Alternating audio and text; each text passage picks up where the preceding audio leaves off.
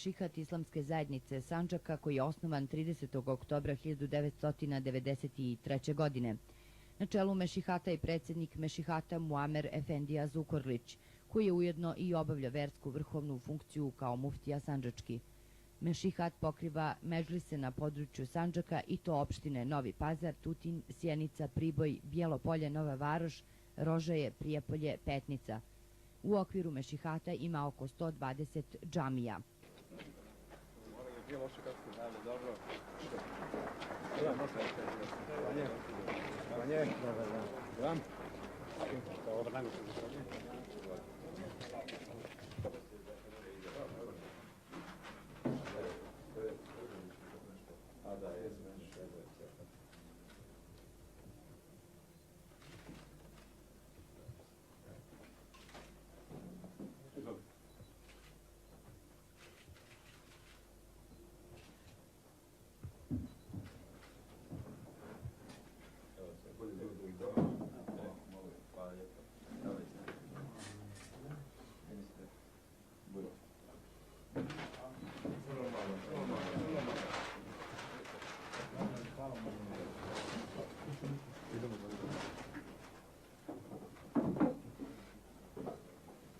Imamo 2 minuta.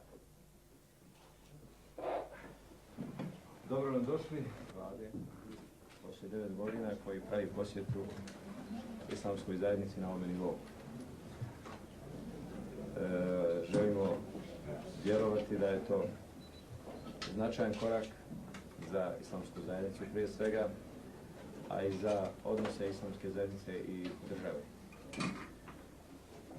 Ovim, dakle, nadam se, otvaramo tu novu stranicu koja će donijeti puno dobra svim dobrim ljudima, bez obzira koje oni bili vjere, nacije ili klase. Dobro nam došli.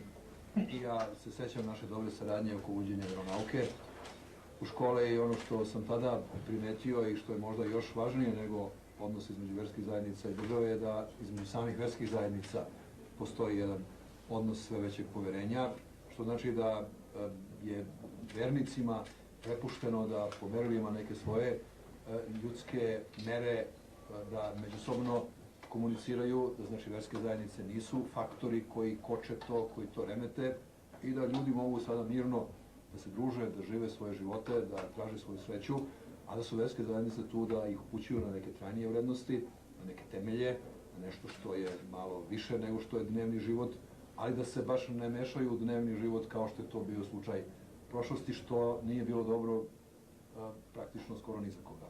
I mislim da smo mi srećna jedna generacija koja može da kaže da ulazimo u jednu novu fazu u kojoj ćemo zajednički da definišemo šta je dobro za sve ljude kao ljude, a onda svaku svoju posebnost neka neguje na način koji ne smeta drugima, a da zajednica bude tu da obezbedi svakome mogućnost i prostor i za njegovu posebnost. Dakle, da se mi potrudimo kao institucije, da svim ljudima damo ono što im pripada kao građanima, a da onda svako u svojoj veri, u svojoj partijskoj pripadnosti, u svojoj naciji, u budućnosti možda i u svojoj rasi, jer mi smo jedna otvorena zemlja, svako ima zaštitu svojih kolektivnih prava i svog identiteta. I ja mislim da je to jedan dobar model koji je Evropu činio jednom vitalnom zajednicom i koje nama može da pomogne da i mi prevaziđemo one podele u kojima smo živjeli. Ovaj kraj je nama važan zato što tu ljudi su dosta dugo bili zapostavljeni i saobraćajno i na druge načine, znači kad je kriza neka u državi, onda najsiromašniji najviše osete. Tako da se osjeća izvesna zapostavljenost i jedan od krajeva koji su zapostavljeni je i ovaj. I mislim da smo dužni da utoliko više tu malo uložimo i pažnje, u smislu nekih emocija, ali i malo finansijski. I da ljudima pokažemo da ponovo imaju državu na koju mogu da računaju. I mi računamo na vašu podršku jer mislim da su nam ciljevi zajednički, a to je da ljudima bude bolje.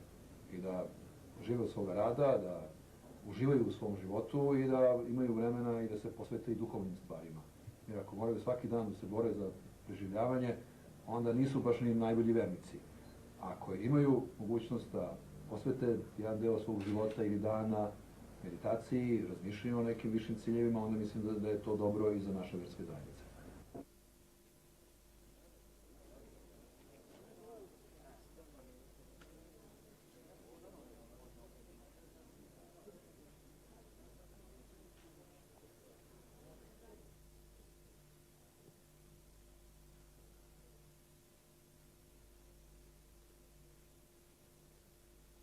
Sa zadovoljstvom mogu da kažem da smo ovih godinu i po dana uspeli prilično u tome i da jedan deo zasluge i priznanja pripada i islamskoj verskoj zajednici i poglavaru njihovom ovde muftiji, sa kojim sam se ja prvi put upoznao prilikom razgovora o uvođenju veronauke u škole i onda sam kroz te razgovore predstavnika svih verskih zajednica u Srbiji video da se stvara ne jedno samo novo poverenje verskih zajednica prema vlasti, nego i međusobno poverenje, što je možda još i važnije.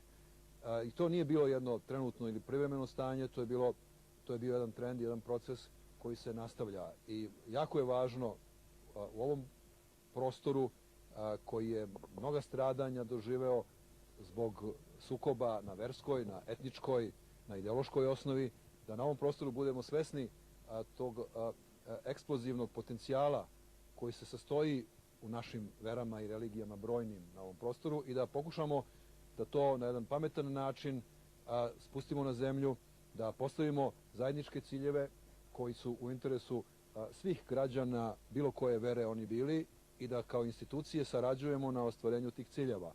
I moje veliko zadovoljstvo da sam pronašao jednog zaista dobrog sagovornika i da smo definisali nekoliko ciljeva i za ovaj region, i za našu zemlju u celini, i za šire, mogu da kažem, probleme i teme gde možemo vrlo plodno da sarađujemo. Mi ćemo kao vlada učiniti ono što je u skladu sa našim drugim mogućnostima, što je moguće da pomognemo sve institucije koje štite nacionalnu, etničku, versku identitet, samobitnost, vrednosti, kulturu, tradiciju, znači sve ono što je našim građanima važno da bi se osjećali da su priznati i u onome što oni smatraju svojim identitetom. Mi ćemo i na planu zakonodavstva i na planu zaštite prava i na materijalnom planu pomoći u onoj meri u kojoj je to moguće. I mislim da su ovo dobri koraci, da idemo u jednom dobrom pravcu i ja sam veoma zadovoljan da mogu da kažem da skoro da nemamo nikakvih problema i da nemamo kontraverznih tema, da sve ono o čemu razgovaramo odnosi se na budućnost i to na jednu bolju i srećniju budućnost nego što nam je bila neposredna prošlost. Imali smo vrlo konstruktivne razgovore. Ja sam prije svega upoznao premijera sa našim aktivnostima, sa islamskom zajednicom, sa strukturom islamske zajednice, sa ustanovama koje funkcionišu u islamskoj zajednici. Također sam upoznao premijera sa našim aktivnostima u pravcu djelovanja na budućnost, prije svega imajući u vidu da živimo na prostoru koji se nalazi na raskršću, što je u teškim vremenima bilo jedno veliko opterećenje, a naša je orijentacija sada i saglasili smo se da zapravo to što je se smatralo opterećenjem treba postati naša prednost i u tom smislu naša je želja da muslimani, bošnjaci koji žive na ovom prostoru budu zapravo spona između ove države i islamskog svijeta. Mi mislimo da je u tome interes kako za nas koji ovdje živimo, tako i za državu.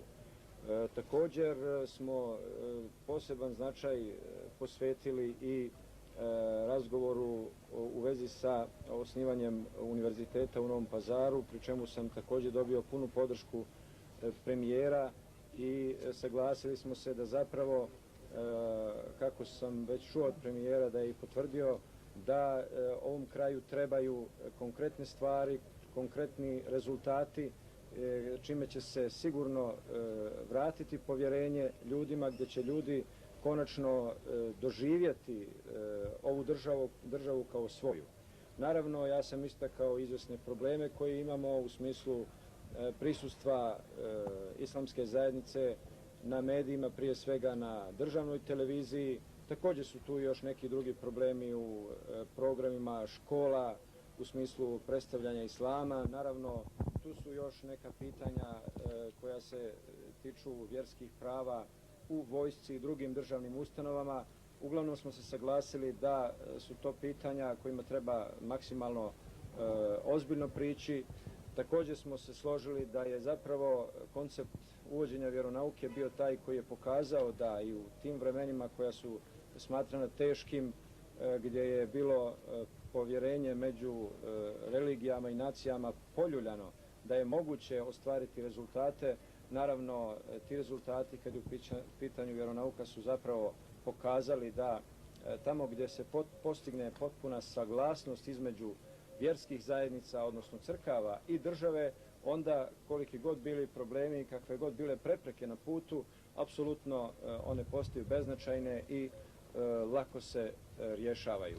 Ovo je vrlo značajna posjeta, poslije dugo godina prva na ovome nivou i na ovaj način, i zato mi smatramo da će ovo, ako Bog da, biti otvaranje jedne nove stranice, prije svega u saradnji između Islamske zajednice Sandžaka i države, a vjerujem i u boljim komunikacijama, boljem razumijevanju u cilju prosperiteta između ove regije ovdje i Beograda.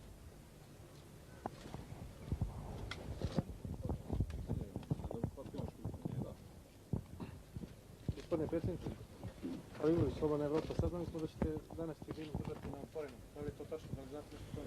Pa da, jeste, tačno je. Znači, ja sam bio u 20 gradova u Srbiji i svaki put su ljudi u tim gradovima bili, izlazili su u susret i bili su spremni da nam stave dvorane koje su imali neko bioskop, neko kulturni centar, neko hotel, kako je ko šta imao, i tu su bili otvoreni razgovori sa građanima o problemima građana. Znači, ovo nije nikakva kampanja ni stranke, ni vlade, ni bilo čija.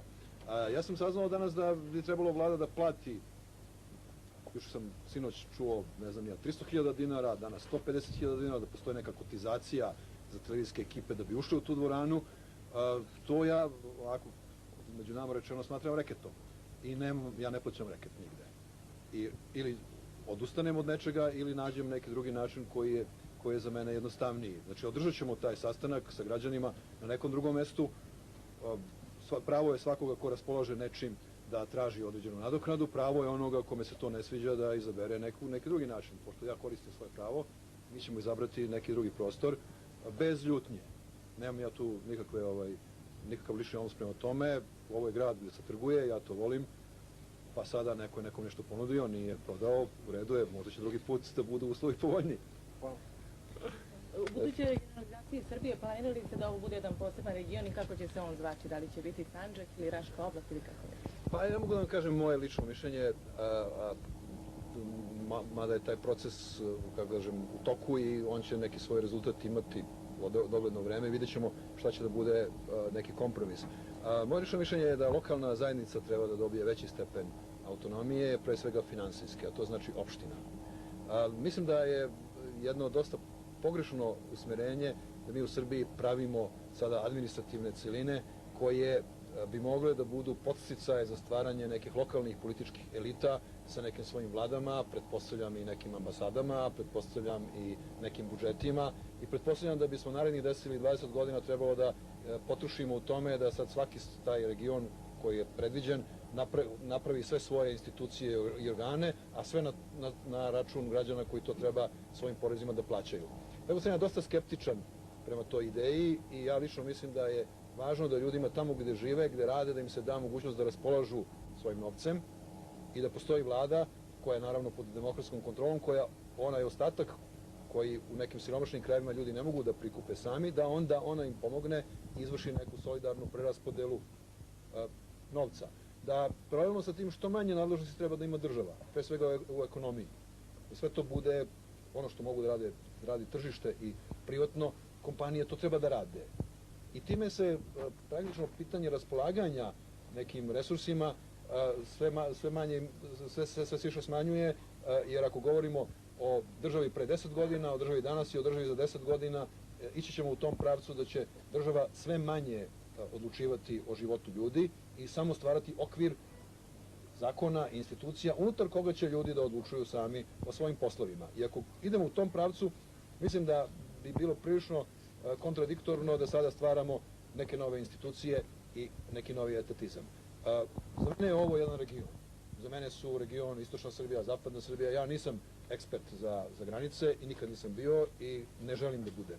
Znači ja želim evropsku integraciju i ove zemlje i ovog prostora i mislim da je to taj glavni trend koji danas nas vodi ka boljem sutra. Svaka razdvajanja, podele, bude neke stare snage i pojavit će se ponovo specijalisti za crtanje karata koji će iza imena, pa će onda da bude kako se zove ovo ili se ne zove ili se zvalo pre 100 godina ili pre 500 godina i onda će tu da nastaju sukobi.